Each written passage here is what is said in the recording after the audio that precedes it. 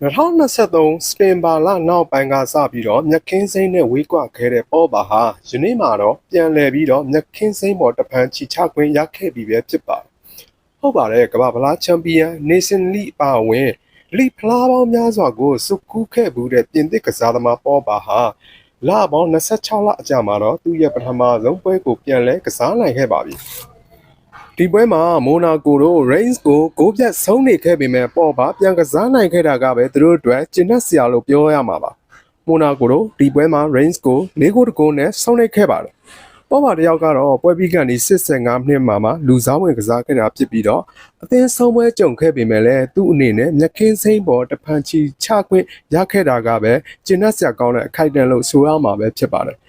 ကစားသမားဘောရဲ့နောက်ဆုံးပိုင်းကိုရောက်နေပြီဖြစ်တဲ့ပေါ်မှာတယောက်အရင်လိုကြည်စမ်းမျိုးတွေပြန်လည်ရရှိပြီးတော့တောက်ပနိုင်ပါစေလို့ဆုတောင်းပေးရင်းနဲ့ကျွန်တော်တို့အစီအစဉ်လေးကိုနှုတ်ခွန်းဆက်သလိုက်ရပါတယ်ပြည့်သက်တဲ့အားလုံးလည်းကျမ်းမှချမ်းသာပြီးတော့လုံးဆန္ဒပြေဝနိုင်ကြပါစေခင်ဗျာ